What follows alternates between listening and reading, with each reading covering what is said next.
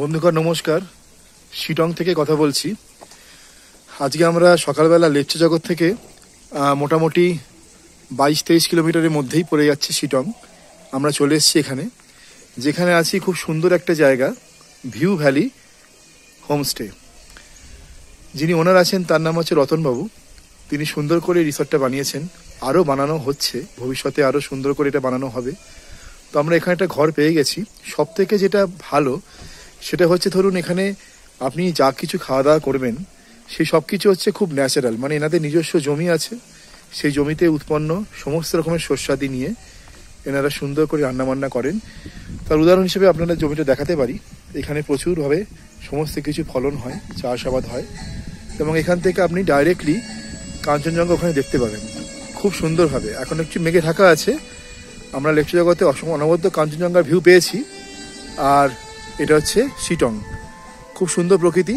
আমরা চলে এসেছি এখানে, আজকে থাকবো, কালকে আমরা এখান থেকে বেরোবো টুয়ার্ডস হাওড়ার জন্য। কেমন?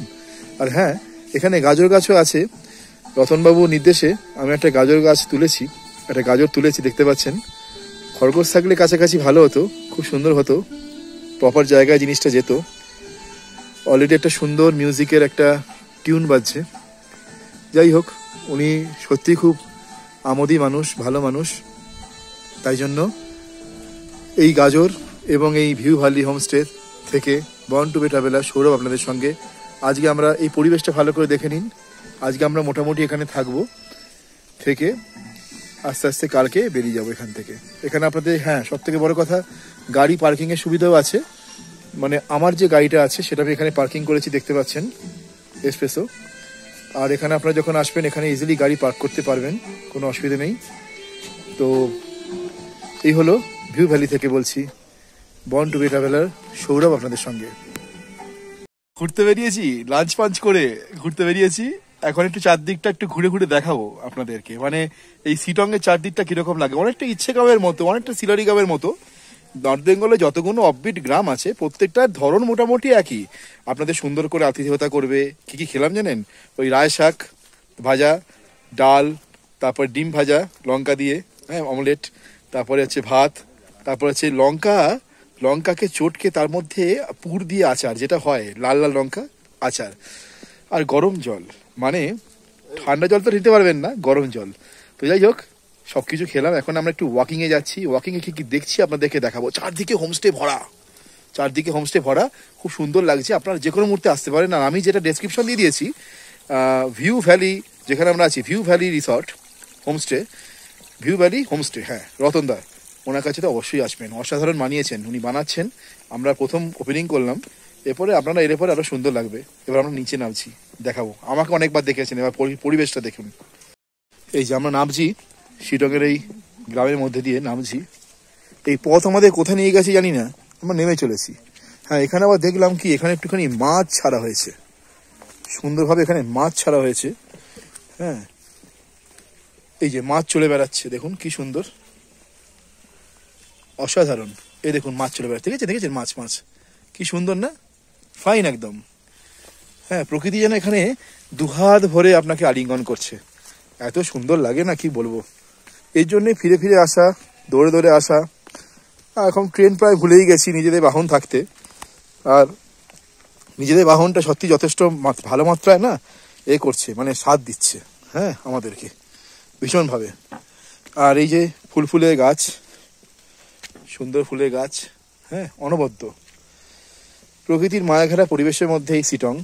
কমলা লেবু যা হয়েছে চাষিরা তুলে নিয়ে গেছে, তো কমলা লেবুটা আপনাদের এখন দেখাতে পাচ্ছি না।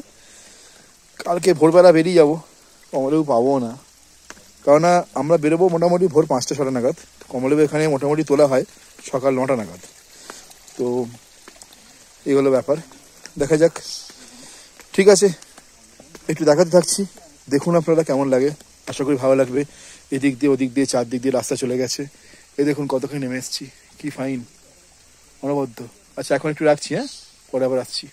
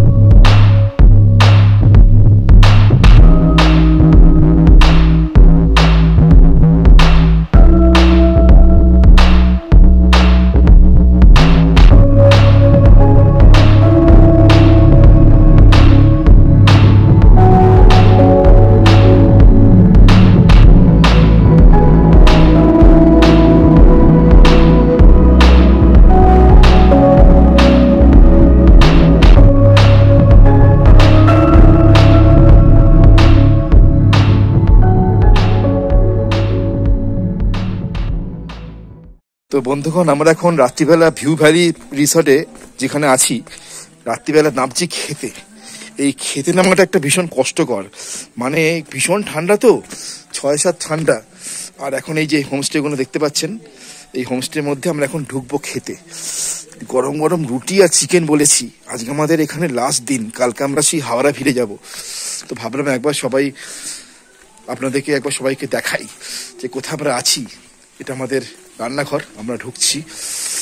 তো এই আমরা ঢুকলাম রান্নাঘরে। এখানে খাবারের আয়োজন করা হয়েছে। আজকে আমাদের লাস্ট দিন। বাবা, দুর্গম পথ অতিক্রম করে আমরা এসেছি এবং কালকে আমাদের সেই দুর্গম পথ অতিক্রম করে আবার যেতে হবে, অনেকটা রাস্তা উঠতে হবে। যখন আপনারা শিটংয়ে আসবেন খুব খেয়াল রাখবেন, রাস্তাটা কিন্তু ভালো নয়, ঠিক আছে? অনেকে আপনাকে অনেক ইউটিউবার বলবে এই চলে আসতে পারবেন, কোনো অসুবিধা নেই, কিন্তু প্রথমবার যারা আসছেন তারা কিন্তু সচেতন থাকবেন, সত্যি রাস্তাটা ভালো নয়। যাই হোক, আমরা এখন খেতে বসছি, সবাই চলে এসছি, প্রায় 4 জনই আমরা চলে এসেছি। এই হচ্ছে আমাদের রান্নাঘর, যেখানে আমাদের গরম গরম রুটি মাংস অপেক্ষা করছে আমাদের জন্য। তো আমরা খেতে বসি, তারপর আবার আপনাদের কাছে আসছি। তো আমাদের এখানে গরম গরম ভাত, মাংস আর এই আলু ভাজা এসে গেছে। সবাই আমরা খেতে বসেছি, তো আমরা খেয়ে নিচ্ছি। কেমন? তো বন্ধুগণ, যেটা বলছিলাম যে আমাদের খাবার তো এসে গেছে, আর আজকে আমাদের সফরনামার আজকে লাস্ট দিন। তো এই লাস্ট টাইম আসছি এই বছরের জন্য, কারণ এই বছরে আর আপাতত কোনো ট্যুর নেই। তো নেক্সট ইয়ার আবার কোনো ট্যুর নিয়ে আসবো আপনাদের সঙ্গে। ততদিন আমার ভিডিওগুলো পার্ট করে ছাড়বো, দেখতে থাকবেন। আশা করি ভালো লাগবে, অনেক তথ্য পাবেন। সেই তথ্য সংগ্রহ করে আপনারা যখন আসবেন অনেক উপকার পাবেন আশা রাখছি। তো সঙ্গে থাকুন, দেখতে থাকুন বন্ড টু ট্রাভেলার। সৌরভ, সঙ্গে লীলাবাবু, বাপনদা এবং ওদিকে আছে অদ্রি, আপনাদের সকলের সঙ্গে রাত দিন 7 দিন সর্বক্ষণ। ওকে, টাটা, ভালো থাকবেন সবাই।